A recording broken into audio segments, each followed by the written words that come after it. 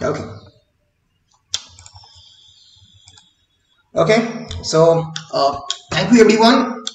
Welcome to my third class on first semester. This is probably my first class on Ovid's Metamorphoses.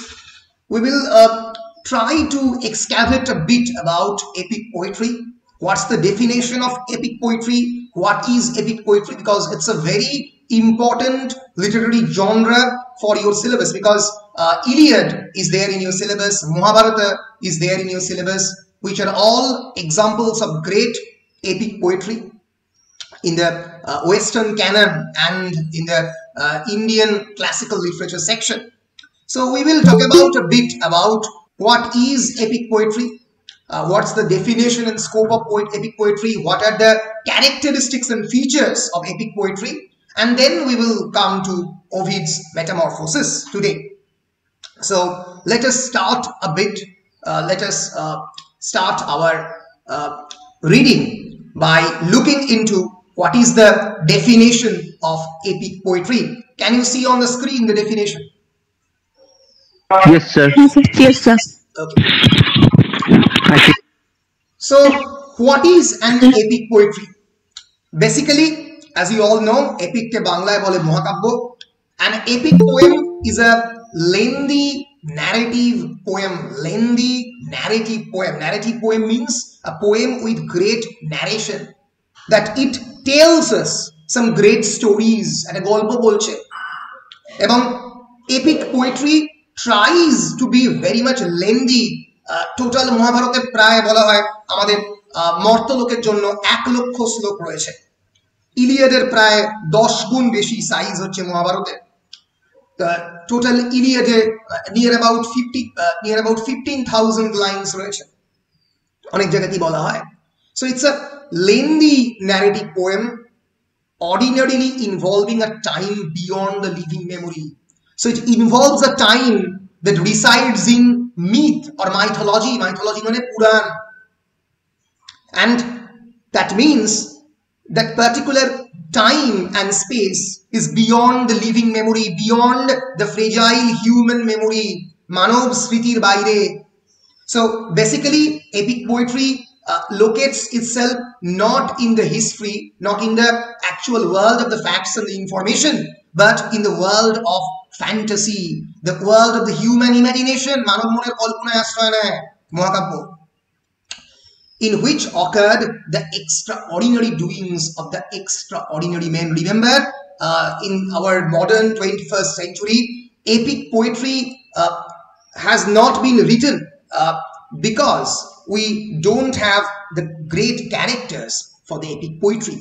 আমাদের 21st সেঞ্চুরিতে আমরা epic poetry লিখতে পারি না, কারণ epic poetry লেখার চরিত্র নেই। আমরা চারপাশে অর্জুনকে কোথায় পাবো? আমরা চারপাশে কর্ণের মতো করে চরিত্রকে কোথায় পাবো?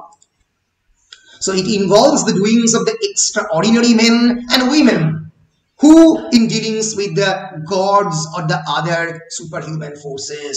So if we actually try to chalk out some of the characteristics and features of the epic poetry, the first, it have to be a lengthy, L-E-N-G-T-H, lengthy narrative poetry.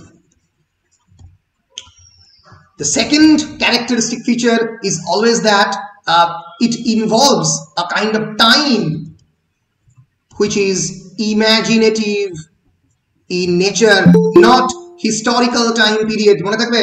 The third one itself, it involves extraordinary men and of course women.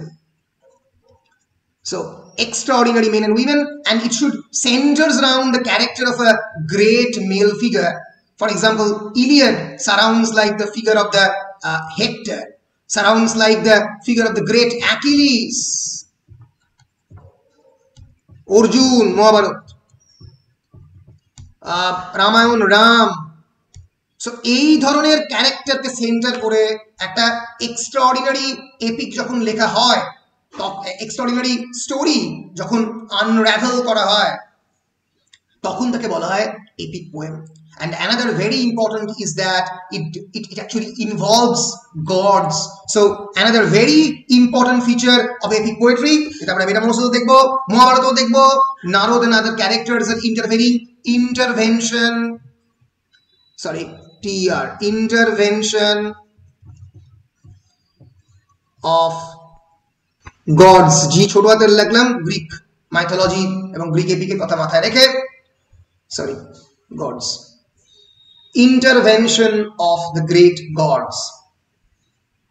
So INTERVENTION, intervention. So in this particular poem, the god and the human beings are both participating in this particular poem, and they are interacting with one another in a particular plane, which is not possible in our daily ordinary life. So epic is not a poem based on history or facts or information, rather on the human imagination. So in dealings with the gods and other superhuman forces gave shape to the mortal universe for their descendants. The poet and his audience to understand themselves as a people or nation, very important. Another very important quality of epic is that it gives us a notion of nation building. Jati toiri kora, nation kake bole? What is a nation? Any idea? Nation is a notion. Notion means idea. Nation is a notion through which a particular community of people feel themselves that they are one and the same, and they unified, whether by means of language or by means of caste, creed or religion. ধর্ম হতে পারে, অন্য কোনো জাতি সত্তার identity হতে পারে, বা ল্যাঙ্গুয়েজ হতে পারে। যে কোনো একটা বিষয়ে কোনো একটা দেশ যখন মনে করে আমরা unified, one and all, then we are a nation. India is a unique nation because এখানে এত মানুষ রয়েছে যারা না language. India has more than I think 24 official languages and more than 1000 living languages across the Indian subcontinent. So language noy, ekta dharmo noy, there are many religions in India. Ekta particular linguistic community noy, Sikh, Marathi, Gujarati, Tamil, Telugu, Bengali, বিভিন্ন linguistic community, not even same religion. তা সত্ত্বেও India nation. কিসের জন্য? কি এমন জিনিস যেটা ইন্ডিয়াকে নেশনে ট্রান্সফর্ম করেছে? We really don't know. কিন্তু যে কোনো এপিক পোয়েট্রি যেটা করে একটা গোটা নেশনকে একটা জায়গায় আবদ্ধ করার চেষ্টা করে। আমাদের সবার epic, primary epic is definitely Mahabharat. তামিলে যাও তুমি, যদি দক্ষিণ ভারতে যাও দেখবে তাদের একটা অন্য ভার্সন অফ রামায়ণ আছে, অন্য ভার্সন অফ দ্য মহাভারত আছে। অনেক ক্ষেত্রেই সেটা আলাদা। আমাদের যেমন কৃত্তিবাসী Ramayana, there are many versions available of the epics of Mahabharata or Ramayana. কিন্তু এই যে পার্টিকুলার একটা এপিক গোটা নেশনকে একটা জায়গায় আনতে সাকসেসফুল হয়েছে, এবং সেজন্যই এই epics like Mahabharat and Ramayana, Iliad and Odyssey একটা নেশন বিল্ড করছে। এই যে ছোট্ট ছোট্ট city states of the Greece, ছোট্ট ছোট্ট নগর রাষ্ট্র, be it Macedonia, be it Athens, be it for example Cyprus, তখন সাইপ্রাসের গ্রিসের পার্ট ছিল সাইপ্রাস। তো এরকম ছোট্ট ছোট্ট যে নগর রাষ্ট্র, তারা একটা জায়গায় আবদ্ধ হচ্ছে এই এই এই এই এই এপিকের মাধ্যমে। সমস্ত নগর রাষ্ট্রগুলোর মধ্যে একটা সেন্স অফ নেশন, যে আমরা এক এবং একাত্ম, be it through language, be it through religion, তার থ্রু দিয়ে এক যে ফিল করাবার চেষ্টা করা হচ্ছে, সেটাই হচ্ছে একটা এপিকের বিরাট বড় কাজ, নেশনকে ইউনিফাই করা। Epic has a major function of nation building. Unification of nation is a very important feature of epic poetry. Unification of nation. Now basically, so this is the definition of epic poetry. Now basically epic are of generally two types. One is primary epic and another is secondary epics. So what is a primary epic and what is a secondary epic? Primary epic is that primary and secondary epic. Yes. So what is the primary epic and what is the secondary epic? A primary epic is that which stems from heroic deeds, which is composed in the first instance in order that such deeds may not be forgotten. It is practical in purporting to record historical events and deals with the real world, however much glamour may be added to the process. এর সঙ্গে আমি add করব CS লিউইসের definition এটা, এর সঙ্গে আমি add করব primary epics can be oral epics. Oral epics means এটা মুখে মুখে প্রচলিত থাকতে পারে in various pre-literate societies. It becomes part of the oral history and poetic tradition.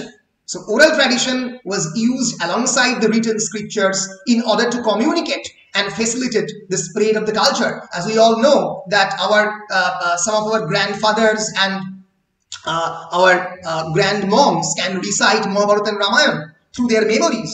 So all these epics poems are primary epics poem because it resides in the memories of the people. মানুষের স্মৃতির মধ্যে সেটা রয়ে গেছে, লোকে recite করতে পারতো. Oral tradition, oral poetic tradition. Orality means relating to mouth. Oral is an adjective form of the mouth. So relating to mouth, মুখের মধ্যে যে জিনিসটা রয়ে যায়, এই যে যেটা থেকে এক সময় মানে যেটা মানে স্মৃতির পাঠ হয়ে যায়, মেমোরি পাঠ হয়ে যায়, সেখান থেকেই ওরাল পোয়েটিক ট্র্যাডিশনের জন্ম. এন্ড আমরা বলতে পারি some of the great epic poems, primary epic poems are part of this oral poetic tradition. What is secondary epic?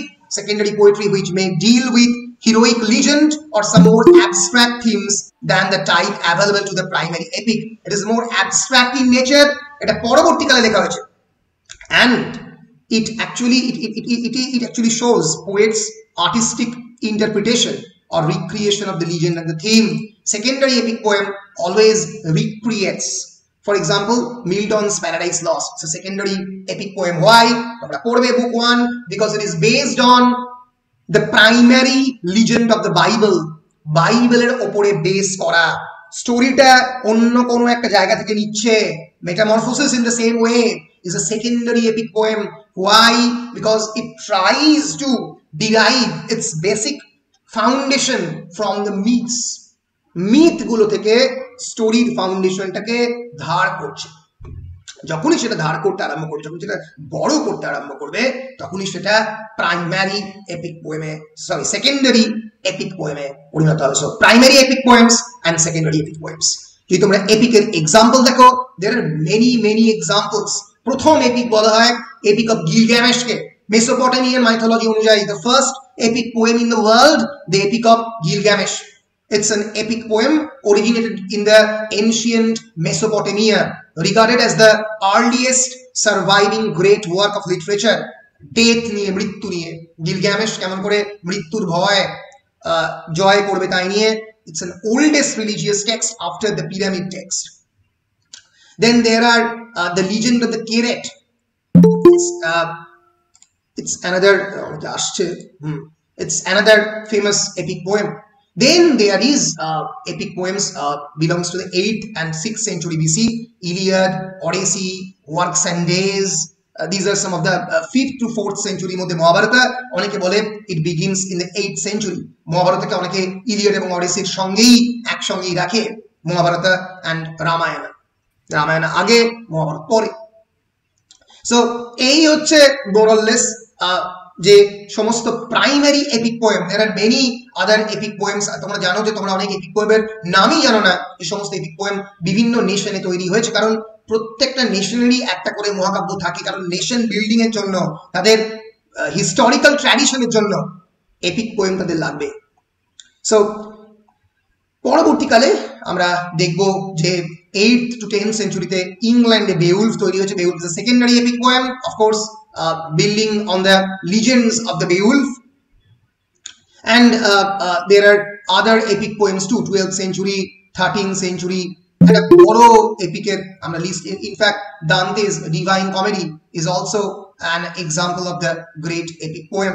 So these are some of the lists and examples of the epic poetry. So epic characteristics and features আমি discuss করলাম এবং এপিকের কয়েকটা example দিলাম.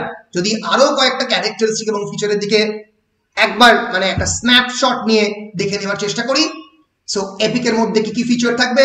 It's a long narrative poem about a very serious and worthy traditional subject. Be it Mahabharat, it's a very serious subject about the conflict of the two dynasties, about the conflict of the two clan of the brotherhoods. For example, the war of the Troy or the Trojan War involves the conflict of the two nations, one Rome and another Greece. So Greco-Roman tradition is a very important, serious subject. It's diction. Diction means the language or the rendition or the rhyme scheme in which the epic poem is written will be very much elevated in style. Embellishment থাকবে, ornamental style থাকবে, একটা formal, dignified, objective tone থাকবে। খুবই important, it begins with an epic poem will begin with an invocation. স্ক্রিনের দিকে তাকাও, invocation. What is invocation or prologue? Invocation হচ্ছে যখন পোয়েট ইনভোক করছে মিউজকে, the action of invoking someone or something. Muse মানে কবিতার অধিষ্ঠাত্রী দেবী, the god and goddesses of poetry, basically goddesses of poetry.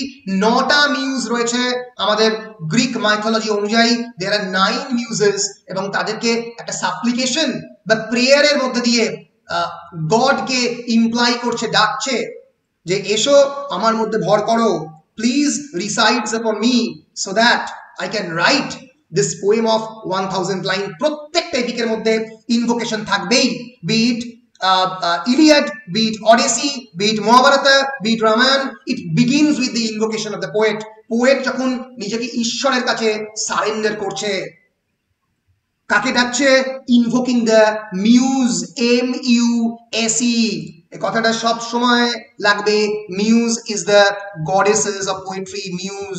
Muse পাবে, বহু জায়গায় মিউজ কথাটা পাবে।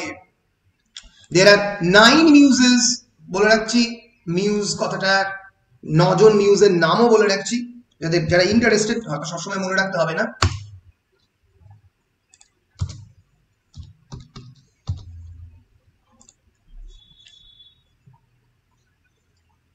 yes ধরে নেওয়া হয় তারা মাউন্ট অলিম্পাস, যার যে পর্বতের উল্লেখ তোমরা মেটামরফোসিসে পাবে, এই মাউন্ট অলিম্পাসে থাকে। They are inspirational goddesses of literature, science and arts. They were considered the source of the knowledge embodied in the poetry, lyric songs and myths that were related orally for centuries in the ancient Greek culture. So there are 9 muses. There are 9 muses, yes, of course they are. Wait, yes, these are the list of the muses. Calliope is the muse of the epic poetry. Epic poetry muse of Calliope. Clio is the muse of history, goddess of history. Erato হচ্ছে eros থেকে এসেছে, বুঝতেই পারছো, love poetry muse. Euterpe music or song এর muse, এর নামটা মনে রাখতে হবে, ট্র্যাজেডির মিউজ মেলপমনে বা মেলপোমেনে অনেকে বলে, ট্র্যাজেডির মিউজ। পলিহাইমিয়া হিমস এর মিউজ, হিমস রিলিজিয়াস সংস। ট্যারপিস্কোরে ডান্সের মিউজ। থ্যালিয়া হচ্ছে কমেডির মিউজ। তাহলে মেলপমেনে হচ্ছে ট্র্যাজেডি আর থ্যালিয়া হচ্ছে কমেডি, আর ইউরানিয়া হচ্ছে অ্যাস্ট্রোনমির মিউজ। সো তার বিভিন্ন ধরনের এমব্লেম রয়েছে, প্রত্যেকের সিম্বল রয়েছে। So these are the 9 muses. So মিউজদের কাছেই একটা এপিক পোয়েট্রি ইনভোক করা হয়। আর কি কি ক্যারেক্টারিস্টিক থাকে এপিক পোয়েট্রিতে? The narrative focus on a great war. It can always focus on একটা যুদ্ধ থাকবেই, be it Kurukshetra, be it the Trojan war. So it can focus on the political, religious or social crisis of a nation. Another very important characteristic of an epic poem, it should involve the political, social and religious crisis of a nation. And of course the hero's success or failure will determine the fate of that particular people or nation. Heroর সাকসেসের উপরে, সেটা অ্যাকিলিসের success হতে পারে, অর্জুনের success হতে পারে। হিরোর success. Sir শুনতে পাচ্ছি না। শুনতে পাচ্ছ না আমার কথা? পাচ্ছি। হ্যাঁ স্যার পাচ্ছি। স্যার আমরা পাচ্ছ তো না পাচ্ছ না? বেশ আচ্ছা, যে বললে সে কি আমার ভয়েস শুনতে পাচ্ছ? ঠিক আছে, হ্যাঁ হ্যাঁ ঠিক আছে। আচ্ছা বেশ, sorry for the interruption. So the hero's success or failure will determine the fate of that particular nation, be it the great Arjuna or be it the great Karna. তার উপরে সেই পার্টিকুলার কমিউনিটি বা নেশনের ভাগ্যটা নির্ভর করবে এপিকের ক্ষেত্রে, বুঝতে পেরেছো? ফলে these are some of the, and there are many types, তোমাদেরকে এই মেটেরিয়ালটা দিয়ে দেবো, এই some of the features of the epic poem. Gods and the supernatural beings frequently take part in the action, মানে আগেই বলেছি intervention of the gods, and the action contains superhuman feats of strength. Arjun কর্ণর superhuman strength, সাধারণ মানুষের নয়। God participate করছে, Krishna is participate inside the epic poem, যেটাকে বলা হয় deus ex machina, DEUSEXMACHINA, that means intervention of the gods. ক্রেনে করে এক সময় ভগবানকে নামানো হতো 18th সেঞ্চুরির বিভিন্ন নাটকে, সেখান থেকে ডিউস এক্স মাকিনা কথাটা এসছে, বা মেশিনা ওনাকে বলে। So god of the machines বা গডকে যখন দরকার পড়ছে তখন টেক্সটের মধ্যে আনা হচ্ছে, সেটা বিভিন্ন এপিকের মধ্যে আমরা দেখতে পেয়েছি। আগেই বলেছি the poem begins with the invocation of a muse to inspire the poet, a prayer to an appropriate supernatural being. The speaker asks this being provide him the suitable emotion, কারণ এপিক পোয়েট্রি একটা সাধারণ মানুষের পক্ষে লেখা সম্ভব নয়, এটা ধরা হতো সবসময়। একটা ইন্সপিরেশনের প্রয়োজন, একটা মিউজের প্রয়োজন, এবং সেই মিউজ প্রোভাইড করবে তাকে creativity, emotion. And epic poetry always starts in medias res. In medias res মানে in the middle of action.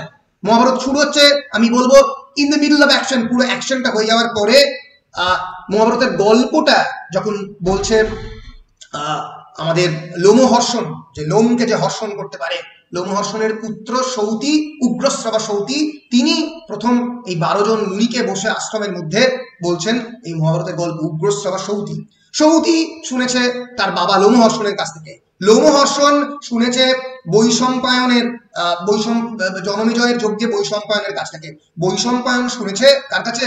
Vaishampayana শুনেছে স্বয়ং বেদব্যাসের কাছ থেকে। আবার বেদব্যাস লিখিয়েছেন গণেশকে দিয়ে এই মহাভারত, তার শিষ্যকে। ফলে এই যে অনিয়ন ন্যারেটিভ, মানে পেঁয়াজের খোসার মতো ন্যারেটিভ পর পর পর পর পর পর পর পর পর বিভিন্ন লোকের মুখে মুখে প্রচলিত, এটা লেখার জন্য একটা ইন্সপিরেশনের প্রয়োজন। ফলে এই ডিভাইন ইন্সপিরেশনের কথা এখানে বলা হচ্ছে। তো these are the characteristics of the epic poem. যখন যে কোনো এপিক পোয়েম পড়বে, মহাভারত, বিট, ইলিয়াড যখন তোমরা পড়বে, এই এপিক পোয়েট্রির যে ফিচারগুলো, characteristics and features of the epic poetry সব সময় মনে রাখার চেষ্টা করবে। বলো কোনো কনফিউশন? কনফিউশন না থাকলে আমি ডাইরেক্টলি মেটামরফোসিসে ঢুকে যাব। বলো any confusions regarding the characteristics and features of the epic poem? No confusions? Confusion থাকলে ক্লাসের শেষেও তোমরা বলতে পারো। তাহলে আমি ওভিডের মেটামরফোসিসে ডাইরেক্টলি ঢুকছি। I have titled this presentation. হ্যাঁ বলো বলো বলো। হ্যালো স্যার, বলছি আপনি ডেফিনিশনটা বললেন স্যার, ওখানে লেন্দি ন্যারেটিভ পোয়েট্রি পরে যেটা ছিল স্যার ওটা কি বলুন? Wait a minute. Yes, it's a lengthy narrative poem ordinarily involving a time beyond the living memory. So the epic poetry locates itself beyond the capability of the ordinary memory. সাধারণ স্মৃতির ঊর্ধ্বে, ordinarily involving a time beyond living memory. Living memory মানে যে স্মৃতির, মানে বেঁচে থাকার যে স্মৃতি আমাদের যেগুলো মনে থাকে, ধরা যাক দাদুর স্মৃতি, তার দাদুর স্মৃতি, তার কিন্তু এমন একটা মেমোরি যেটা মানে এই সমস্ত বংশ পরম্পরার বাইরে, যেটা কেবলমাত্র এই মিথ এবং হিস্ট্রি পার্ট। ধরা যাক আমি যদি এখন বলি যে রামায়ণের যে রাবণ, সেটা কোন হিস্টোরিক্যাল পিরিয়ডে থাকে, তাকে লোকেট করা খুব মুশকিল। অর্জুনকে একটা পার্টিকুলার হিস্টোরিক্যাল, কৃষ্ণকে একটা পার্টিকুলার হিস্টোরিক্যাল পিরিয়ডে লোকেট করা খুব মুশকিল যে এই আমলে এ ছিল। এটা সত্যি ধরা খুব মুশকিল, মানে এটা অনেকেই বলে যে মহাভারত ওই গুপ্ত ডাইনাস্টির আগে, কিন্তু এক্স্যাক্টলি কোন পার্টিকুলার পিরিয়ডে, হিস্টোরিক্যাল পিরিয়ডে তো লোকেট করা প্রায় অসম্ভব। মিল্টনের প্যারাডাইস লস্ট কাকে নিয়ে? ভগবানকে নিয়ে, explaining the ways of god to man, Adam এবং ইভকে নিয়ে, কেমন করে অ্যাডাম এবং ইভ এবং সেটানের যে যুদ্ধ হলো, মানে সেটানের সঙ্গে গডের যে যুদ্ধ হলো, এবং God uses his thunderbolt to expel Satan from the heaven. সেটানের আগের নাম ছিল Lucifer. Okay, Lucifer means the great angel, এবং আকাশ থেকে প্রায় 7 দিন ধরে পড়েছিল সে জ্বলতে জ্বলতে আগুনের গোলার মতো হেলের মধ্যে, ইনফার্নোর মধ্যে। তো এই যে পার্টিকুলার ন্যারেটিভ গুলো, এগুলো তো কোনো তুমি হিস্টোরিক্যাল পিরিয়ডের মধ্যে লোকেট করতে পারবে না যে এই ইতিহাসের মধ্যে এটা পড়ছে, পারবে না তো। ফলে these kind of narratives locate themselves beyond the scope of the living memory. তোমার যে স্মৃতি যেটা তোমার মাথার মধ্যে থাকে তার বাইরে লোকেট করছে। ফলে এইটাই হচ্ছে মানে এপিককে হিস্ট্রি থেকে ডিফারেন্সিয়েট করছে, বা মাইথোলজিকে, আমি একটু পরেই মাইথোলজি নিয়ে বলবো, মেটামরফোসিসের মাইথোলজিকে হিস্ট্রি থেকে ডিফারেন্সিয়েট করছে। বলো, কোনো প্রশ্ন আছে?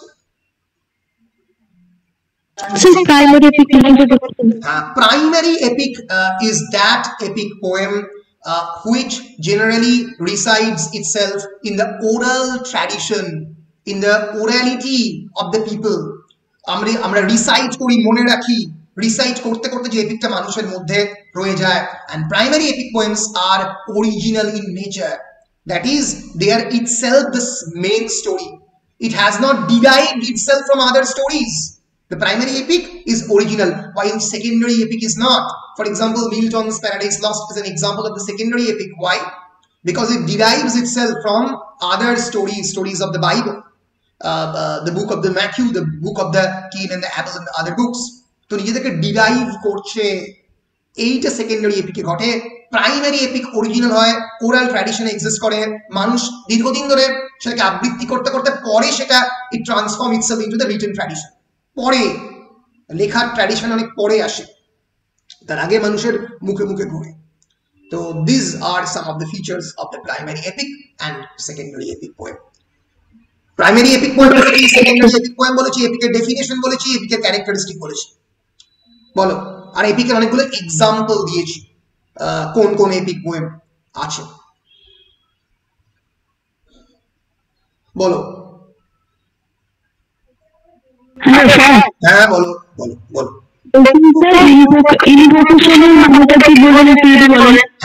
Invocation means supplication or prayer in which a particular poet addresses a muse. Muse means the goddesses of poetry, arts and science, addresses these goddesses to inspire him, so that these great goddesses can put certain inspirations inside him that would help him elevate his narrative, his rhythmical scheme. এটাকে elevate করতে, এটাকে সেই জায়গায় তুলতে তাকে সাহায্য করবে। তো এই কবিতার অধিষ্ঠাত্রী দেবীরা ইমাজিন করা হতো গ্রেকো রোমান ট্র্যাডিশনে, যে তারা অলিম্পিক অলিম্পাস মাউন্টেনে রিসাইড করে, সেখানে একটা নদী বয়ে যাচ্ছে, নদীর নাম হচ্ছে হিপোক্রি। সেই হিপোক্রি নদীতে এই মিউজেরা নাকি স্নান করে, তারা থাকে। তো এইটা তারা ইমাজিন করে নিয়ে বলে যে আমার মধ্যে সেই ক্ষমতা তুমি দাও। এবং সত্যি এক ধরনের ডিভাইন ইন্সপিরেশন ছাড়া এই লক্ষ লক্ষ শ্লোক লেখা প্রায় অসম্ভব। আমরা জানি যে 1 lakh shlokas in the Mahabharat, and no Krishna Dvaipayan, no single Krishna Dvaipayan Vyas can write this Mahabharat. একজন মানুষের লেখা মহাভারত নয়, হতেই পারে না। প্রায় মানে হিস্টোরিক্যাল এভিডেন্স বলছে প্রায় 400 বছর ধরে মহাভারত লেখা হচ্ছে, near about 4000 years. Yes, Iliad হয়তো হোমারের লেখা, Homer is also another imaginative poet, তার কোনো হিস্টোরিক্যাল এভিডেন্স পাওয়া যায় না। একমাত্র John Milton, the great epic poet, যার লেখা দ্য প্যারাডাইস লস্ট, তার হিস্টোরিক্যাল এক্সিস্টেন্স পাওয়া যায়। হি ওয়াজ ভেরি মাচ দেয়ার, কারণ প্যারাডাইস লস্ট লেখা হচ্ছে কত, 1667, 1667, প্রায় 12 বছর ধরে যখন লিখছে তখন মিল্টন ওয়াজ হিমসেলফ ব্লাইন্ড, নিজে সম্পূর্ণ অন্ধ মিল্টন, তাও পুরোটা লিখছে। এক ধরনের ডিভাইন ইন্সপিরেশন ছাড়া একজন blind man writing thousands and thousands lines of poetry, it's almost impossible. So এক ধরনের আমি বলতেই পারি যে সুপার ন্যাচারাল পাওয়ার বা ডিভাইন ইন্টারভেনশন তার মধ্যে হয়তো খেলা করে। সে হয়তো নিজে এই স্পিরিচুয়াল এক্সপিরিয়েন্সটা ফিল করে, না করলে এইরকম একটা এপিক পোয়েম লেখা সম্ভব নয়। এটাই হচ্ছে ইনভোকেশন, ইনভোক করে যখন কবিতার শুরুর দিকে। In case of Paradise Lost, there are 18 lines. There were 18 lines. In case of Iliad and Odyssey, there were, I think, 74 or something lines. এই 74 লাইন বা 80 লাইন বা 100 লাইন ডিভোট করে এই মিউজদেরকে।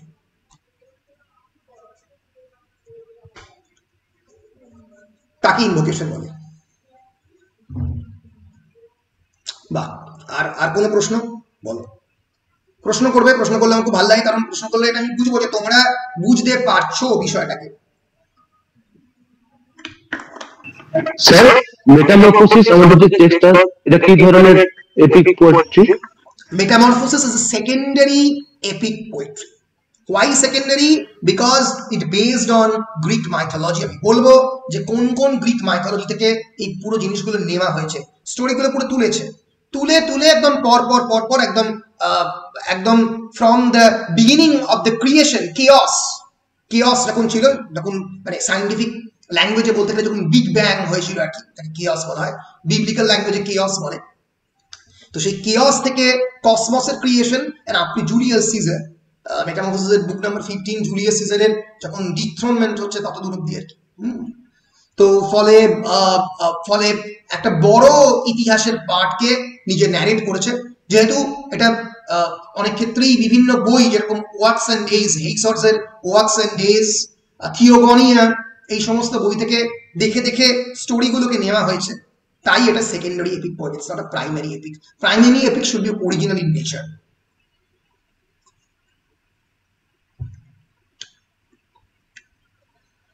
Any other questions? Besh. So if you have no other questions, I'm going into the text of Metamorphosis. Metamorphosis এর টেক্সটে তো যেতে আমার আরো 5-6 দিন, অন্তত 3 থেকে 4 দিন লাগবে। টেক্সটে পড়াতে হয়তো 10 দিন লাগবে, কিন্তু টেক্সটটাকে জানতে গেলে আরো 2 থেকে 3 দিন লাগবে, কারণ আমি আগে টেক্সটের সামারিটা বলবো। এবং যদি তোমরা মেটামরফোসিস কিন্তু is I would say a very rich food for you, for your stomach to digest. এটা মাথায় রেখো, কারণ আমরা মেটামরফোসিস পড়তাম যখন আমরা এমফিলে পড়ি। আমি নিজে এমফিল করেছি, তখন মেটামরফোসিস পড়েছি। মাস্টার ডিগ্রিতে যাদের এনশিয়েন্ট ইউরোপিয়ান ক্লাসিক স্পেশালাইজেশন থাকে তারা মেটামরফোসিস পড়ে। It's a different kind of text, different for our Indian culture, different for our test. তোমরা এই ধরনের খুনোখুনি, ব্লাড বাথ, মার্ডার দেখোনি। ছেলে বাবাকে মারছে, বাবা ছেলেকে মারছে, মাথা কেটে ডিনারে সার্ভ করছে, এই ধরনের জিনিস তোমরা কোনো ধরনের এপিক্যাল ট্র্যাডিশনে এটাকে দেখোনি। ফলে এই গ্রিক কালচারকে বা এই রোমান কালচারকে, it's a Roman text of course, কিন্তু যে কোনো মাথায় রাখবে যে কোনো Roman mythology is based on the Greek mythology. They are same except the names. যেই গ্রিক মাইথোলজিতে জিউস, সেই রোমান মাইথোলজিতে, নামটা ভুলে গেলাম, রোমান মাইথোলজির গডের নামটা কি জাস্ট ভুলে গেলাম। ইয়েস, যেই জিউস, হ্যাঁ না, জুপিটার। অ্যাপোলোর নাম আলাদা, অ্যাপোলো দুজনই অ্যাপোলো, ঠিক আছে। যে ডায়োনাইসাস গ্রিকে, সেই ব্যাককাস। যে পোসাইডন, সেই নেপচুন। যে Hera was the wife of the Zeus, সেই জুনো। এই গল্পে এই জুনো এবং জুপিটার খুব ভীষণভাবে রয়েছে। আমরা বলতে পারি যে কি ইন্দ্রের ইকুইভ্যালেন্ট, জিউসের ইকুইভ্যালেন্ট। ফলে এই যদি তুমি এই নামগুলো না জানো, তাহলে পুরো টেক্সটেই ঘেঁটে হয়ে বসে থাকবে।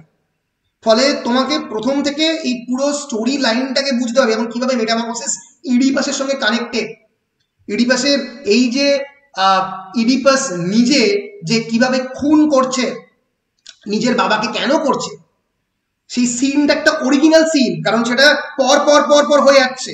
তার বাবা, তার দাদু প্রত্যেকেই তাদের মাকে বিয়ে করেছে এবং বাবাকে খুন করেছে। এই বিষয়টা তার ফ্যামিলির সিনের পার্ট। এই জিনিসটা যদি তুমি মেটামরফোসিস এবং ইডিপাসকে যদি কানেক্ট করতে না পারো, তাহলে তোমার টেক্সটটা তো তুমি পড়ে ফেলবে, কিন্তু হয়তো মানেও বুঝে ফেলবে, কিন্তু ধরতে পারবে না। যে জিউসের ছেলে হচ্ছে, আমি সবই দেখাবো, এপাফাস এবং মেমফিস, তার ছেলে পোসাইডন, ডেলুজ, তারপরে ইউরোপা। এখান থেকে গল্প শুরু হচ্ছে। এই অ্যাগেনর এবং ইউরোপাকে নিয়ে যারা পড়েছো তারা জানো।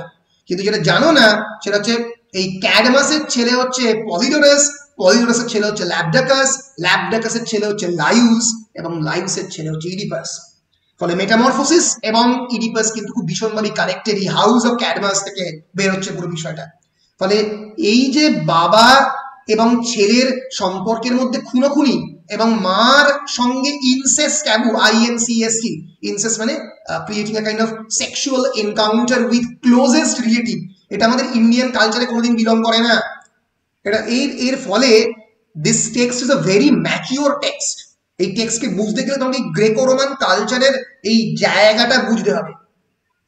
মানে আমি তো এটা হলো না যে মানে আমি সিলেবাসে রেকমেন্ড করে দিলাম মেটামরফোসিস আর সবাইকে বললাম চলো মেটামরফোসিস পড়ো। এটা খুবই ডিফিকাল্ট টেক্সট, মানে শুধু স্টোরি পড়লে টেক্সটার ভেতরটা বোঝা যাবে না, এবং সেই যে যাতে ভেতরটা বোঝা একটু করে যায়, অন্তত তোমাদের সামনে একটু পিকচারটা ক্লিয়ার হয়, তার জন্য আমাকে অল্প গ্রিক মাইথোলজিটা বলে স্টোরিতে আসতে হবে। তো এবং স্টোরিটা পুরোটাকে বলতে হবে। তো এই জন্য আমি বলবো যে মেটামরফোসিস একটু অ্যাটেনশন দিয়ে শুনবে যারা ক্লাস করতে পারবে না, যখন পরে দেখবে একটু ইউটিউবটা দেখে নেবে, নাহলে না দেখলে মেটামরফোসিস বুঝতে পারবে না। কারণ এটা ভাবার কোনো কারণ নেই যে মেটামরফোসিস খুব সহজ স্টোরি। মুশকিলটা হচ্ছে, আমি তোমাদেরকে পরিষ্কারই বলছি, আমি বর্ধমান ইউনিভার্সিটি যে কোনো মিটিংয়েই বলি, যখন CBCS এর মিটিং হয়েছে তখনও বলেছি, মানে মুশকিলটা যেটা হয়েছে সেটা হচ্ছে তোমাদের ফার্স্ট ইয়ারের সিলেবাসে যে সমস্ত টেক্সটগুলো দেওয়া হয়েছে বাবা, সেই টেক্সটগুলো কিন্তু খুবই ডিফিকাল্ট টেক্সট। সেগুলো ক্লাস 12-এ পড়ার পরেই আমি মহাভারত পড়ছি, বা ক্লাস 12-এ পড়ার পরেই আমি ইলিয়াড পড়ছি, একটু ডিফিকাল্ট। এটা মানে মানে প্রায় অস্ট্রেলিয়ার মাটিতে একটা বাউন্সার ফেস করার মতো। প্রথমবার একজন ব্যাটসম্যান রঞ্জি খেলে মেলবোর্নের পিচে গিয়ে অস্ট্রেলিয়ান ব্যাটসম্যান বোলারদেরকে ফেস করছে, এই অনেকটা সেরকম হয়ে গেছে আর কি। গ্লেন ম্যাকগ্রাকে ফেস করছে, অনেকটা সেরকম হয়ে গেছে। এটা তোমাদের ক্ষেত্রে একটু ডিফিকাল্ট, কিন্তু ডেফিনেটলি তোমরা তো খুবই ইকুইপড, ফলে তোমরা পড়তে পড়তে সেটা বুঝে ফেলবে। কোনোবারই যে খুব অসুবিধা হয় তা নয়, কিন্তু তোমরা একটু অ্যাওয়্যার থাকবে এই টেক্সটগুলোকে বোঝার জন্য। কারণ মানে বুঝলে, সিকোয়েন্সগুলো টেক্সটের মাথায় পরপর থাকলে তবেই কিন্তু তোমরা গিয়ে লিখতে পারবে পুরো স্টোরি লাইনটা। মানে যে কোনো প্রশ্নের উত্তর মাথায় রাখবে, পরীক্ষার খাতায় যে কোনো প্রশ্নের উত্তর লেখার জন্য যেটা প্রথম দরকার পড়ে, 3 ধরনের প্রশ্ন হয়। একটা কি, একটা হচ্ছে thematic question. Metamorphosis an epic poem, আমি এক্সাম্পল দিচ্ছি, Mahabharat as an epic poem. 2 ধরনের প্রশ্ন কি হয়, character based question, delineate the character of the Draupadi, character based question with reference to your book of the assembly hall, or delineate the character of the Bacchus, character of the Oedipus as a tragedy, thematic question। ঠিক আছে, thematic question হয় 1 নম্বর, character based question হয়, আর 3 নম্বর হয় scene based question, একটা particular scene নিয়ে ধরা যাক ক্রেয়নের সঙ্গে ইডিপাসের এনকাউন্টার, সেই particular scene, please describe the scene in which Oedipus blinds himself, নিজেকে অন্ধ করে দিচ্ছে যে সিনটাকে, সেটা ডিসক্রাইব করো। এটা ড্রামার ক্ষেত্রে বেশিরভাগ ক্ষেত্রে হয়।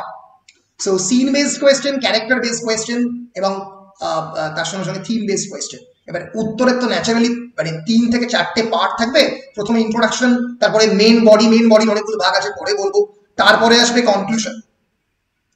এবার ইন্ট্রোডাকশন আর কনক্লুশনটা না বদলাবে, কিন্তু অনেক ক্ষেত্রেই যে মাস্টার আনসারে যেটা ঘটে, তোমাকে তো স্টোরিটা লিখতে হবে, স্টোরি লিখতে হবে এবং কিছু মেমোরাইজ করা, মুখস্থ করা 5 থেকে 6টা সেট অফ কোটেশনস তার মধ্যে ঢোকাতে হবে।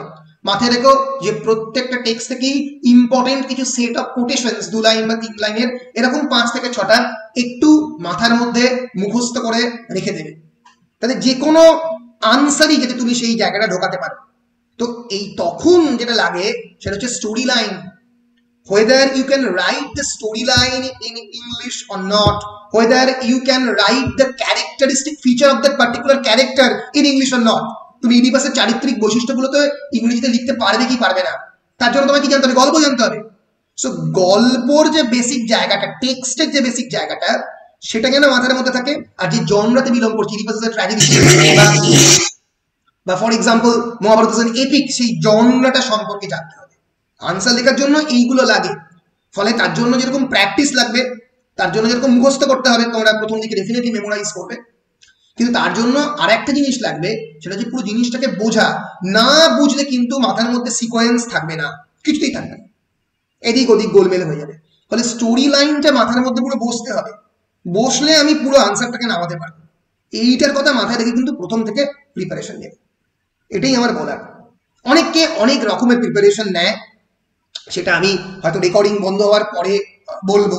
অনেকে মুখস্থ করার চেষ্টা করে, প্রথম প্যারাগ্রাফটা বললো তারপরে না দেখে বললো, অনেকে এরকম করতে পারে।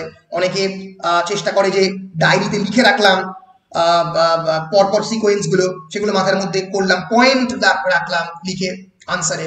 এরকম অনেকে অনেক রকম মেথড অবলম্বন করে, কিন্তু যে মেথডই অবলম্বন করো, রিমেম্বার, যদি তুমি পরীক্ষার 7 দিন আগে যে আনসার গুলো লিখবে সেই আনসার গুলো খাতার মধ্যে নিজে পরপর লিখতে না পারছো, তাহলে কিন্তু তুমি খাতায় গিয়েও লিখতে পারবে না। ফলে তোমার মাথার মধ্যে তুমি যখনই তাকাচ্ছ আয়নার দিকে বা অন্য কোনো দিকে তুমি তাকিয়ে পুরোটা বলছো, তখন যেন পুরো স্টোরিটা তোমার মাথার মধ্যে থাকে। যদি স্টোরি না থাকে হবে না, কিছুতেই পারবে না। তার কারণটা হচ্ছে যে সবসময় কোয়েশ্চেন কমন নাও পড়তে পারে, পড়ে না অনেক ক্ষেত্রেই। 20% কোয়েশ্চেন কমন পড়ে না, শর্ট কোয়েশ্চেন কমন পড়ে না, এক্সপ্লেনেশন সবসময় কমন পড়ে না। তখন তো তোমায় লিখতে হবে। এবার তখন তুমি সেই ক্যারেক্টারকে ধরে বললো হু ইজ ক্যাডমাস, তখন তুমি ক্যারেক্টারটাকে যদি লোকেটই করতে না পারো, তুমি তো লিখতেই পারবে না। এইখানেই মুশকিলটা হয়ে যায়। থিমেটিক কোয়েশ্চেন, মৃচ্ছকটিকম এজ আ প্রকরণ ড্রামা খুবই ইম্পর্টেন্ট। ফলে যে পার্টিকুলার টেক্সটটা পড়ছো তার যে জনরা, লিটারারি জনরা, তার যে মেন থিম, মহাভারতের ক্ষেত্রে এপিক, মেটামরফোসিসের ক্ষেত্রে অ্যাজ আ মিথ বা অ্যাজ অ্যান এপিক পোয়েম পড়ে, আর ইডিপাসের ক্ষেত্রে অ্যাজ আ ট্র্যাজেডি, মৃচ্ছকটিকমের ক্ষেত্রে অ্যাজ আ প্রকরণ ড্রামা, শকুন্তলার ক্ষেত্রে দ্য থিম অফ নেচার পড়বেই প্রত্যেকবার পড়ে। তো এই জিনিসগুলো যখন তুমি টেক্সটের মধ্যে লোকেট করতে পারবে যে কোন কোন জায়গাতে নেচার গুলো আছে, কোন কোন ফিচার অফ দ্য প্রকরণ পোয়েট্রি আছে, আমি যে বললাম এই এপিক পোয়েট্রি ফিচার কোন কোন জায়গায় মহাভারতের বুক অফ দ্য অ্যাসেম্বলি হলে আছে, আমি যখনই লোকেট করতে পারছি যে এই এই এই এই জায়গায় আছে, টেক্সট আমার হাতে, কে রুখবে আমার? এবং সেটা আমি ইংলিশে প্রপারলি এক্সপ্রেস করতে পারছি। So language and story, this two things are very important. ল্যাঙ্গুয়েজকে নিজের কন্ট্রোলের মধ্যে আনো, নিজের নিয়ন্ত্রণের মধ্যে আনো, বলো, ভুল করো, লেখো। আমি যেটা প্রথম দিনকে বলেছিলাম সেটা বারবার প্র্যাকটিস করো, যে শোনো, listening ability, develop your listening ability, that's the basic foundation thing. আমি যখন বলছি একটু শোনো যে স্যার কেমন ভাবে বলার চেষ্টা করছে, how he is trying to deliver the English or how he is trying to concoct the story. আমি অনেক নতুন শব্দ বলি যেগুলো আমাকে জিজ্ঞেস করতে পারো তোমরা। তো শোনো, লিসেনিং এবিলিটি ডেভেলপ করলেই ন্যাচারালি ল্যাঙ্গুয়েজও আস্তে আস্তে আসবে, তুমি লিখতে পারবে। ফলে ওই জায়গাটা একটু ডেভেলপ করলে, আর তার সঙ্গে সঙ্গে গল্পটা আমি ইংরেজিতে লিখতে পারছি কিনা পুরো গল্পটা, এবং তার সঙ্গে সঙ্গে বিভিন্ন আনসার তো তারপরে প্র্যাকটিস করবেই, তাহলেই মোটামুটি আনসার লিখতে পারবে। এইটুকু বলতে পারি, বুঝেছো? তারপরে তোমাদেরকে এই বিষয়ে তো আলাদা করে আমি ক্লাসও নেব, যে কিরকম ভাবে আনসার লিখবে না লিখবে সেই নিয়ে ক্লাসও নেব, চিন্তার কিছু। চলো শুরু করছি। কোনো প্রশ্ন আছে? বলো বাবা। নেই তো? আমি কি তোমাদের ভয় খাইয়ে দিলাম নাকি? না স্যার, একদম না স্যার, হ্যাঁ, মানে আমি মানে আমার এই মানে মানে কি বলছো বাবু? কি বলছো বাবু? আচ্ছা আচ্ছা, তো আমি তোমাদের আমার এই এক্সপিরিয়েন্সে শেয়ার করলাম যে প্রবলেমগুলো অনেকে ফেস করে বাংলা মিডিয়ামের স্টুডেন্টরা। আমি নিজেও বাংলা মিডিয়ামের স্টুডেন্ট, ঠিক আছে? আমি নিজেও বাংলা মিডিয়ামের স্টুডেন্ট, কিন্তু মানে আমি মানে একটা জিনিস অন্তত ইনশিওর করেছি, ডেইলি প্র্যাকটিসের মাধ্যমে যেন মানে কোনোভাবেই আমার কোনো গ্রামাটিক্যাল জায়গাতে কোনো ফ্ল না থাকে। এইটা প্রথম ফার্স্ট ইয়ার মানে পুরো এন্টায়ার ফার্স্ট সেমিস্টার এবং সেকেন্ড সেমিস্টারের মধ্যে দূর করতে হবে গ্রামাটিক্যাল ফ্ল। কারণ থার্ড সেমিস্টার এবং ফোর্থ সেমিস্টারে গিয়ে এটা যিনি এক্সামিনার তিনি আর অ্যালাউ করবেন না, নাম্বার কেটে নেবেন। এটা মাথার মধ্যে রেখো, ঠিক আছে? যেন গ্রামাটিক্যাল বেসিক ফ্ল না হয়। So coming back to the text of the Metamorphosis, let us begin with it. I have titled my presentation Metamorphosis upore a book of transformation. Metamorphosis niye je basic question ashe, the theme of transformation. What is transformation? Transformation mane change. Transformation mane change. Change means change. Rupantar, absolutely right. মানুষ থেকে অ্যানিমেলে রূপান্তর, animal থেকে মানুষে transformation, এই যে রূপান্তর, এই যে চেঞ্জ, এই যে পরিবর্তন বিবর্তন, এটা মেটামরফোসিস ওয়ার্ড ইটসেলফ মিনস বিবর্তন, রূপান্তর, ট্রান্সফরমেশন, চেঞ্জ। সো মেটামরফোসিস পুরো আমরা যদি entire epic poem দেখি, we will discover that it's a poem of transformation because there are various examples of transformation. Human being into birds, male into female, female into male, এই বিভিন্ন transformation metamorphosis জুড়ে হচ্ছে। It's also a poem of mutability. What is mutability? Mutability মানে কি বলো? mutable, mutability মানে that which is subject to decay, mutability, যেটা যেটা decay বা যেটা ক্ষয়, যার ক্ষয় হয়। liability or tendency to change, চেঞ্জও বলে, যেটা আস্তে আস্তে যার বিবর্তন হয়। so it's a poem of mutability, tendency to change. আমাদের চামড়া, মানুষের যে চামড়া, epidermal skin, that is mutable. হ্যাঁ বল। এসএমএস কর।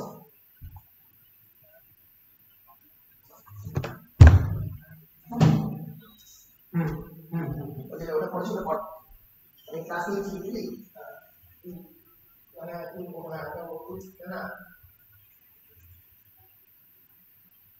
না মেয়েতে নয়, আমি বলছি মাই সেকশন ম্যাডাম তো ম্যাডাম আসেনি কেন, ম্যাডাম আসেনি, তাহলে ওর কালকে এসএমএস হচ্ছে সেটাকে করে চলে যায়, আপনি কিছু করার ম্যাডাম, ঠিক আছে? কোনো মানে মেয়েতে সব প্রশ্ন করে আমাদের তো ওর সাবজেক্ট টু আর আনসার জন্য করে দিবে।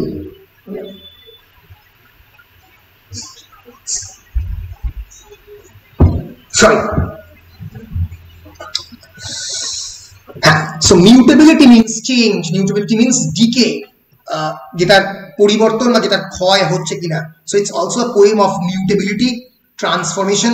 Of course, it's a poem of love. আমরা দেখবো different kind of love. And then there is violence, there is artistry and power. Violence means, violence মানে violence, yes, বলছো কিছু, কেউ বলবে কিছু? ভায়োলেন্স, কি বলছো, কি বলছো? হ্যাঁ, সহিংসতা, হিংসা, জিঘাংসা। তুমি তোমার একটা অডিওটা অফ করে, একটু শব্দ হচ্ছে। হ্যাঁ, জিঘাংসা, তাকে ভায়োলেন্স বলে। আর্টিস্ট্রি সেলিব্রেট করে আর্টকে, কারণ any poetry or literature will celebrate our and art and power. Power is a different concept. Power not only means physical power, but also power actually means authority, authoritarian power, রাজতন্ত্রের ক্ষমতা বা মানুষকে নিয়ন্ত্রণ করার ক্ষমতা। It can also refer to the psychological power. So it's a poem of transformation, mutability, love, violence, artistry and power. Remember, these are some of the very important interconnected themes of Ovid's Metamorphoses. Basic information about Ovid Metamorphoses. Ovid's Metamorphoses, it's a Latin narrative poem. So it's a Latin narrative poem. Why Latin? Because the language in which the original poem is written is Latin. It's a Latin narrative poem written by the Roman poet. Roman, their language was Latin. Right now, ancient Latin is a Latin key. It's a bolo dead language. লিখতে পারছি না, এখানে লিখছি। It's a dead language. Bangla is a living language. Latin is a dead language. আরো দুটো dead language এর example দাও ভারতবর্ষে দেখি। সংস্কৃত। Right, Sanskrit is a dead language. Another one. Pali, Prakrit. These are the dead languages. Language dead কোনটা হয়? Language সেই সমস্ত language dead হয় those who are not subjected to the human change. মানুষের পরিবর্তন যে ল্যাঙ্গুয়েজ ধরতে পারে না, ফলে আমরা অনেকেই বকাবকি করি যে বাড়ির মধ্যে বলছিস কেমন আছিস রে, বিন্দাস আছি। এ বিন্দাস আছি, বিন্দাস কি ল্যাঙ্গুয়েজ রে? হ্যাঁ, এ কি মুখের ভাষা হচ্ছে তোমার? যদি কেউ বলে, তাকে বলবে যে যে ল্যাঙ্গুয়েজ পরিবর্তনের সঙ্গে টিকে থাকতে পারে না, সেই ল্যাঙ্গুয়েজ সার্ভাইভ করতে পারে না। সো সংস্কৃত, প্রাকৃত বা পালি এই সমস্ত ল্যাঙ্গুয়েজগুলো সার্ভাইভ করতে পারেনি, কারণ তারা হিউম্যান চেঞ্জ বা ট্রান্সফরমেশনের সঙ্গে চলতে পারেনি। ল্যাঙ্গুয়েজ পিওর রাখতে গেছে, ল্যাঙ্গুয়েজকে বিশুদ্ধ রাখতে গেছে। Whenever there is an attempt to purify the language so that the language remains pure and sacred, the language will die. Greek language, dead language, Latin language, dead language. পৃথিবীতে বেঁচে নেই। যে ভাষায় নিজেকে শুদ্ধ করতে গেছে সে ভাষার পৃথিবীতে বেঁচে থাকতে পারেনি। So Latin is a dead language. Metamorphosis is written in that dead language. So the original manuscript of Metamorphosis you will not be able to read because it is written in a different kind of Latin by the Roman poet Ovid, and it is generally considered as his magnum opus. What's the meaning of the word magnum opus? Magnum opus means masterpiece. M-A-S-T-R-P-I-E-C, masterpiece. Shakespeare লেখা masterpiece Hamlet, অনেকে বলে Macbeth, অনেকে বলবে king লিয়ার, কিন্তু masterpiece মানে হচ্ছে the best one. So Ovid's, it is generally considered as Ovid's best work or magnum opus or masterpiece.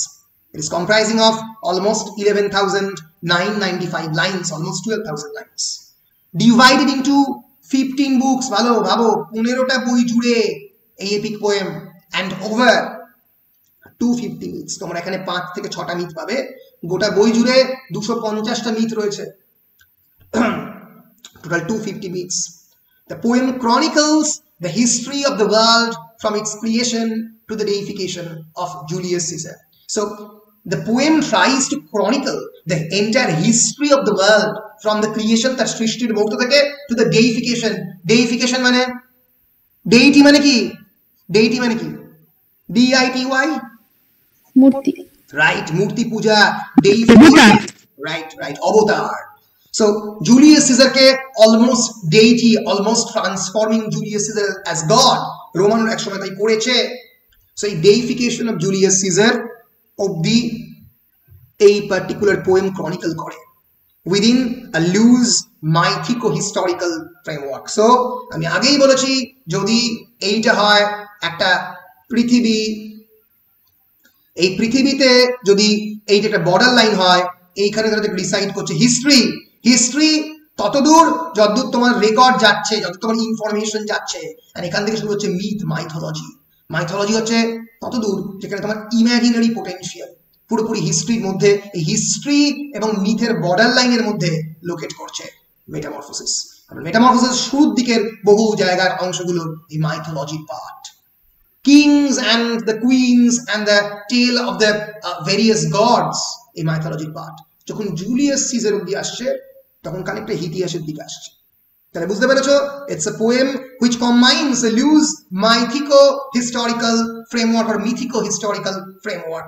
It tries to chronicle the history of the world from its creation to the deification of Julius Caesar. It's a poem divided on 15 books. It is written in the Latin language. It's a narrative poem written in the Latin language by the Roman poet Ovid. Although the meeting criteria for an epic, the poem defies simple genre classification by its use of varying themes and tone. The poem defies simple genre classification. Defies মানে defy করা মানে বিদ্রোহ করা। So a particular poem টাকে একটা particular genreতে classify করা, এটা epic, এটা myth, এটা tragedy করা যাবে না। It's difficult to classify. অনেক পোয়েম, অনেক লিটারেচারের পিসি একটা পার্টিকুলার লিটারারি জনরা, এটা কোন জনরাতে পড়ছে ডিফাইন করা মুশকিল। it will defy the definition. ইংরেজি একটু শিখবে, ডিফাই করা। he defies definition.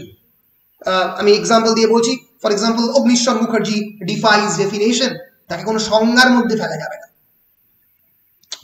So the poem defies the simple genre classification by its use of varying themes and tones. Varying মানে different theme এবং different tone use করার ফলে এই particular poemটাকে particular genreতে classify করা যায় না। And Ovid took inspiration from the genre of the metamorphosis poetry. So we'll come to know that there is a genre of the metamorphosis poetry. এই পোয়েট্রির মধ্যে যে রূপান্তর, এই যে চেঞ্জ, একটা ক্যারেক্টার আর একটা ক্যারেক্টারে ট্রান্সফর্ম হচ্ছে, ছিল রুমাল হয়ে গেল বেড়াল হচ্ছে, সেটা ওভিড এই মেটামরফোসিস জনরা থেকে ধার নিয়েছে। And some of the metamorphosis derives from earlier treatment of the same myths. However, he diverged significantly from all of his earlier models. অন্যান্য তার যে মডেলগুলো ছিল এই মেটামরফোসিস পোয়েট্রি থেকে, তার থেকে অনেকটা উনি নিজেকে ডিফারেন্সিয়েট করেছেন, নিজেকে আলাদাভাবে দেখিয়েছেন, এবং অনেক জায়গাতে হি actually derives from the earlier treatment of the same myth. একটা মিথের তো অনেক এক্সপ্লেনেশন থাকে, যেরকম ফর এক্সাম্পল শিবের জন্ম নিয়ে অনেক ধরনের মিথ আছে। অনেকে বলে এই তোমরা কি এই বইটা পড়েছো? ডিসকার্ড, এক সেকেন্ড আমি ঘুরে আসছি। আরে অমিশ ত্রিপাঠী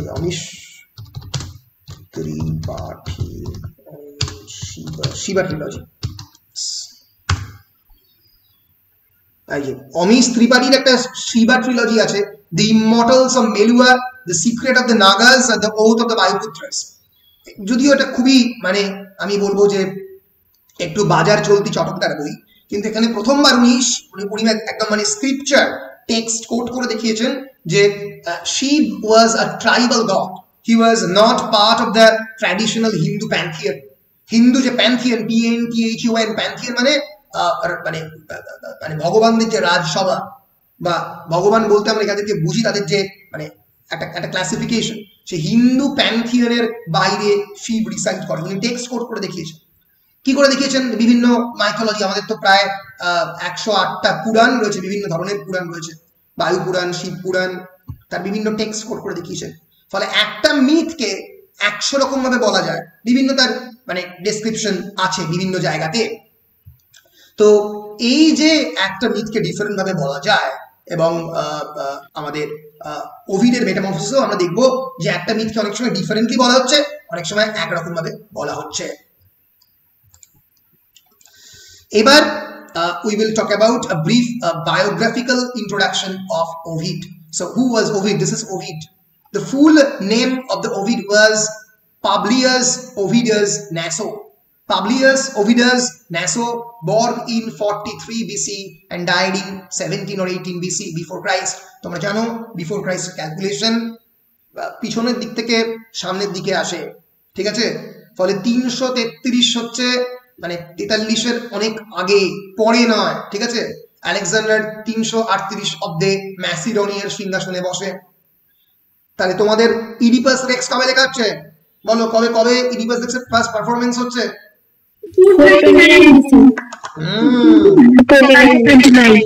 429। আর ইলিয়াডের কবে মোটামুটি মানে ওরাল রেট হচ্ছে? ইলিয়াড বা অডিসির কত রেট হচ্ছে? near about 600 to 800 BC। 800 to 600 BC এর মধ্যে কি আসছে? ইলিয়াড আসছে। বেশ, তারপরে যদি তোমাদের কোনো টেক্সট ধরছি না, স্কাইলাস, সফোক্লিস, ইউরিপিডিস, এই গ্রেট ট্রায়ো অ্যাপিয়ার করছে 500 থেকে। আর 429 এ আসছে কি আসছে? ইডিপাস রেক্স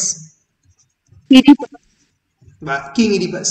আর এইটা অনেক পরে, কারণ 43 থেকে 17 এর মধ্যে লেখা হচ্ছে মেটামরফোসিস। অনেকেই বলে প্রায় মৃত্যুর কাছাকাছি সময়, তাহলে 20 বা 23 BC এই সময়টাতে লেখা হচ্ছে মোটামুটি মেটামরফোসিস। তাহলে বুঝতে পারছো হিস্টোরিক্যাল গ্যাপটা ইলিয়াডের সঙ্গে আর হিস্টোরিক্যাল গ্যাপটা ইডিপাস রেক্সের সঙ্গে। 429 - 20 করলে প্রায় 400 বছর আগে ইডিপাস লেখা। এই হিস্টোরিক্যাল গ্যাপ গুলো কিন্তু মাথার মধ্যে ছকে ফেলতে হবে। যখন ছকে ফেলবে তখনই বুঝবে তুমি একটা মোটামুটি হিস্টোরিক্যাল সেন্স পাচ্ছ।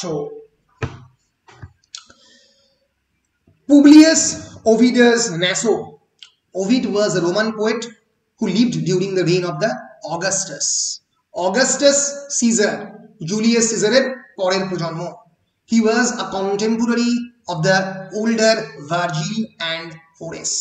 So Virgil and Horace এই দুটো নাম খুব ইম্পর্টেন্ট, কারণ Virgil, Horace এবং Ovid, এই three are the great Latin writers, the great Roman poets, with whom he is often ranked as one of the three canonical poets of the Latin literature. এই Latin literature তিনজনের কথা বলতে হয়। ভার্জিলের লেখা বিখ্যাত poem হচ্ছে Aeneid, Aeneid, and it is a famous epic poem. হোরেসের লেখা Ars Poetica, তো এই ভার্জিল এবং হোরেসের সঙ্গে একই সঙ্গে কম্পেয়ার করা হয় এই ওভিড নামক মানুষটিকে। He enjoyed enormous popularity throughout his whole life, but in one of the mysteries of literary history was sent by Augustus. এটা অনেকেই বলে এটা কি করে হয়েছিল কেউ জানে না। অগাস্টাস তাকে এক্সাইলে পাঠিয়েছিল, দ্বীপান্তর করেছিল in a remote province on the Black Sea, where he remained until his death. It's a very unknown cause. Many people says why Virgil has been exiled in the Black Sea. We really don't know, but এটুকু বোঝা যায় যে রাষ্ট্রের সঙ্গে বা স্টেটের সঙ্গে there develops a conflict with the king. এর ফলে কিং তাকে ব্যানিশ করেছিল, এক্সাইল করেছিল। He was the first major Roman poet to begin his career during the reign of Augustus, and Ovid is today best known for the Metamorphoses. This particular poem, mythological narrative poem, is written in the epic meter, মনে রাখবে, dactylic hexameter। পরীক্ষায় প্রশ্ন করে, অনেকবার পড়েছি 2 নম্বরের প্রশ্ন, in which meter the epic poem is composed, the Ovid's Metamorphoses is composed, dactylic hexameter। আমি তোমাদেরকে একটু বোঝাবার চেষ্টা করছি অল্প করে। আমি মিটারের লোক নই, আমি রেটরিক প্রসেসই পড়াই না, অনির্বাণ স্যার পড়ান। সো আমি তাও তোমাদেরকে মিটারের কনসেপ্টটা 2 লাইনে একটু বলার চেষ্টা করছি। Metre is basically the part of the prosody. Okay, কেমন করে একটা কবিতার ছন্দ ডিটারমাইন করবে সেটা সেই কবিতার মিটারের উপরে মানে ডিপেন্ড করে। অনেক ধরনের মিটার হয়। For example iambic pentameter, for example trochaic tetrameter. এবার এগুলো কি করে হয় মাথায় রাখবে। ধরা যাক এই যে টেট্রামিটার বা হেক্সামিটার বা পেন্টামিটার, পেন্টামিটার মানে কি 5, আর হেক্সা মানে ধরা যাক হেক্সা মানে 6, তাই তো নাকি রে? হ্যাঁ, হেক্সা মানে 6। তো এইভাবে আমি যখন একটা ধরা যাক লাইন পড়ছি, লাইনটা কিরকম, water, water everywhere and all the boats did sink, water, water everywhere and not a drop to drink. So whenever I'm reciting a particular poem or reciting a particular piece of literature or narrative, I am pronouncing these lines within this particular framework of the meter and in a particular rhythm. Water, water, যখন ওয়াতে pronounce করছে ঠ, water, ওয়াতে stress পড়ছে আর টারে stress পড়ছে না, water, water. Every, every, every বলছি, ইতে stress পড়ছে, every, রিতে আর পড়ছে না। সো স্ট্রেসড, প্রথমটা স্ট্রেস, তারপরে আনস্ট্রেসড। তো এই যে স্ট্রেসড এবং আনস্ট্রেসড এই অনুযায়ী মিটারের ক্লাসিফিকেশন হয়। যদি প্রথমে আনস্ট্রেসড হয় পরে স্ট্রেসড হয় তাহলে আয়াম্বিক হবে, যদি প্রথমে স্ট্রেসড হয় পরে আনস্ট্রেসড হয় তাহলে ট্রোকেইক হবে, যদি প্রথমে স্ট্রেসড হয় তার পরেরটাও স্ট্রেসড হয়, পুরোটাই স্ট্রেসড হলো, তাহলে স্পন্ডেইক হবে। অ্যানাপেস্টিক হবে যখন 3টে থাকবে, 3টে সিলেবেলে ভাগ থাকবে, আনস্ট্রেসড, আনস্ট্রেসড এবং স্ট্রেসড। এরকম ভাবে পোয়েট্রিতে মিটারকে বিভিন্ন রকম নামে ক্লাসিফাই করা হয়, যেটা তোমরা সেকেন্ড সেমিস্টারে পড়বে। এটা আমার খুব একটা ভালো এরিয়া নয়, আমি খুব একটা ভালো জানি না, তোমরা সেকেন্ড সেমিস্টারে এটা পড়বে, তোমাদের অনির্বাণ স্যার ভালো করে পড়াবে। তো এই মিটারের যে জায়গাটা তখন তোমরা ভালো করে বুঝতে পারবে। সো এখন এটুকু জেনে রাখো যে মিটার হচ্ছে বেসিক্যালি এক ধরনের ছন্দ, এক ধরনের রিদম, যাতে পুরো পোয়েট্রিটাকে পড়ানো হয়, ঠিক আছে, বা পড়া হয়। যখন আমি পড়ি তখন এইভাবে পড়বো। তো এরকম বিভিন্ন ছন্দে লেখকরা এভাবে লিখতে পারে। সো এই পার্টিকুলার এপিকটা এই ড্যাকটিলিক হেক্সামিটার লেখা, dactylic hexameter. And for works in elegiac couplet. Elegiac couplet মানে হচ্ছে যখন তুমি কোনো একটা পোয়েমের মধ্যে ওই দুটো পার্টিকুলার লাইনে রাইম থাকবে, তাই কাপলেট বলে। ওনার অন্যান্য পোয়েম আর্স অ্যামাটোরিয়া এবং ফ্যাস্টি, এগুলো প্রত্যেকটাই এলিজাইক কাপলেট। এলিজাইক মানে একটা দুঃখের টোন থাকবে, সো স্যাড নস্টালজিক টোন। সেই দুটো আর্স অ্যামাটোরিয়া এবং ফ্যাস্টি দুটো ওনার লেখা পোয়েম তাতে ছিল, এবং এই পুরো পোয়েমটা ড্যাকটিলিক হেক্সামিটারে লেখা। ক্লিয়ার? এইবার আমি আসবো যে মেটামরফোসিসের মেইন জায়গাতে, যে মেটামরফোসিসকে is a collection of mythology বলে। সো মিথ কাকে বলে এবং মিথ কি জিনিস সেটাতে আমি ঢোকার চেষ্টা করবো আজকে। এই মিথের জায়গাটা অল্প বলিয়ে দিয়ে পরের দিন আরো ভালো করে বলবো। So basically myth is a folklore genre. Folklore মানে লোকমুখে যা ঘুরে বেড়ায়, জনশ্রুতি বা যাকে তোমরা লৌকিক আচার বলো, বাংলাতে লোকগীতি বলা হয়, ফোকলোর, ফোক সং, লোকগীতি। So myth is a folklore genre মানুষের মুখে মুখে ঘোরে, consisting of narratives that play a fundamental role in the society such as the foundational tales. Foundation মানে সেই বাড়ির যে ভিত্তি, একটা বাড়ির যে মূল ভিত্তি তার উপরে বাড়ি তৈরি হচ্ছে, ফাউন্ডেশনাল টেল। ফলে একটা সোসাইটির যে মেইন ফাউন্ডেশন, সেই সোসাইটি কেমন করে তৈরি হলো, আমাদের মিথ বলতে আমরা বুঝি হচ্ছে for example Devraj Indra, for example Varun, Arun, এদের কথা, শিব, এগুলো আমাদের মাইথোলজির part. So myths often consist of the sacred narratives about gods, and the term mythology refers to the bodies of the myth. Mythology মানে হচ্ছে study of the myth, লজি মানে study, Greek শব্দ logy মানে হচ্ছে study, study of the myth. আর myth মানে হচ্ছে it contains the basic stories of our society. আমাদের সমাজের যে একদম শুরুর দিকের গল্প, গল্পের আকারে যেটা থাকে তাকে মিথ বলে। দ্য গ্রিক মাইথোলজিয়া মিনস, হ্যাঁ বলো বলো, এটাকে পৌরাণিক কাহিনী বলা হয় না? হ্যাঁ বাংলাতে এক্স্যাক্টলি বললে তোমরা পৌরাণিক কাহিনী বলতে পারো, এক্স্যাক্টলি বাংলাতে এটাই বলে। আমি ইন্ডিয়ান মিথের কয়েকটা এক্সাম্পল দেবো পরের দিনের ক্লাসে, তখন দেখবে। সো দ্য গ্রিক ওয়ার্ড, এগুলো গ্রিক ওয়ার্ড, মাইথোলজিয়া থেকে এসছে, it means legend, story or লোর।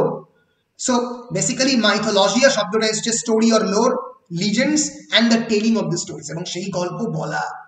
So it combines the word mythos means story and the suffix logia মানে the study of the myth হচ্ছে mythology। এবার মাইথোলজির অনেকগুলো ফিচার রয়েছে, আজকের ক্লাসে আমি বলছি না, জাস্ট একটা শব্দ বলে দিচ্ছি। ধরা যাক কসমোগনিক ন্যারেটিভ। কসমোগনিক মানে ইট involves cosmology, the entire world, ওয়ার্ল্ডের যে বেসিক এলিমেন্ট আর্থ, ওয়াটার, ফায়ার, এই বেসিক কেমন করে পৃথিবী তৈরি হলো, বিশ্ব ব্রহ্মাণ্ড কেমন করে তৈরি হলো, সেই কসমোলজিক্যাল অরিজিন নিয়ে মিথ বলে। আমাদের অনেকেই বলে যে শিবের যে প্রলয় নাচ, সেখান থেকে এবং এর ফলে সাবিত্রীর দেহ যে বিভিন্ন জায়গায় ছড়িয়ে গিয়েছিল, সেখান থেকে বিভিন্ন জায়গাতে পৃথিবীর জন্ম হয়েছে।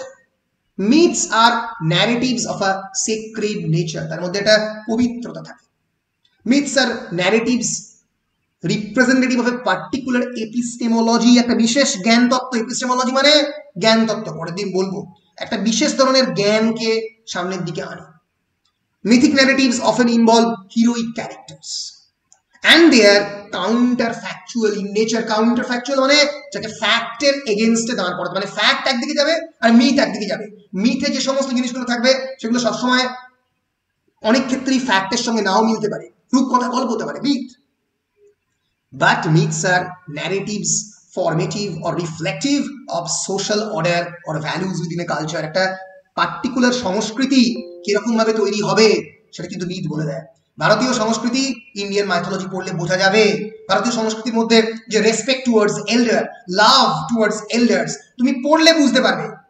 কিন্তু ওয়েস্টার্ন মাইথোলজি একই রকম ভাবে, যেরকম ভাবে আমরা মেটামরফোসিস পড়বো, তুমি মাইথোলজির মধ্যে এই যে ইনসেস্ট ট্যাবু বা একটা হেট্রেড টুয়ার্ডস ফাদার, এই বিষয়টা কিন্তু তুমি প্রথম থেকেই পাবে। ফলে মাইথোলজির মধ্যে কিন্তু তার কালচার, সে কোন পার্টিকুলার সংস্কৃতিতে বিলং করে, সেটা কিন্তু খুব ভীষণভাবে রিফ্লেক্টিভ, খুব ভীষণভাবে দেখতে পাবে। তো আজকে আমি এখানেই শেষ করলাম। মাইথোলজি ক্যারেক্টারিস্টিক পরের দিন আরো ভালো করে বলবো, এবং বলে আমরা ডাইরেক্ট গ্রিক মাইথোলজির স্টোরি লাইন মানে মানে মেটামরফোসিসের যে আগের যে স্টোরি লাইনটা সেখানে ঢুকে যাবো, মানে ব্যাকগ্রাউন্ড রিডিং। বলো, কোনো যদি প্রশ্ন থাকে প্লিজ বলো। Any questions?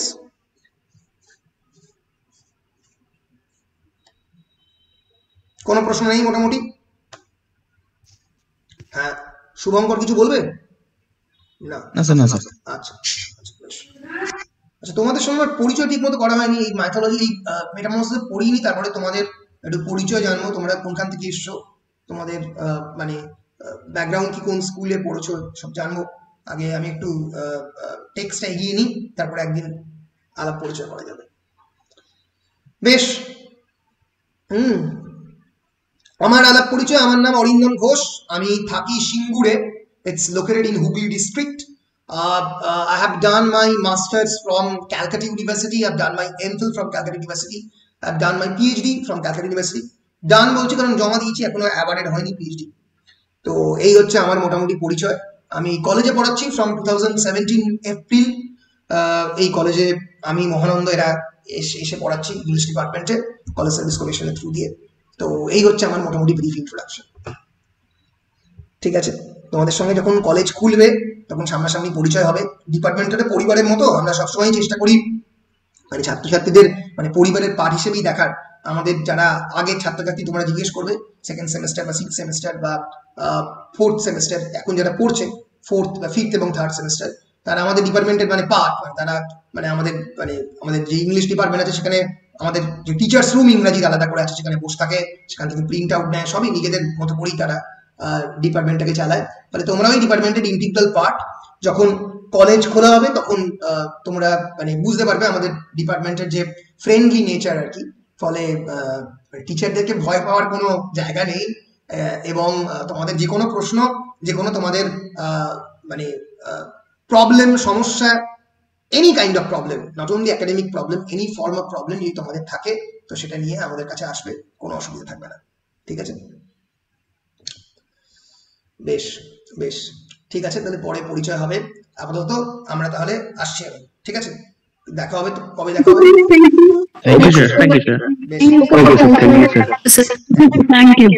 তোমাদের সঙ্গে দেখা হবে পরশু দিনকে, তাই তো? কালকে বাদ দিয়ে পরশু দিনকে দেখা হবে।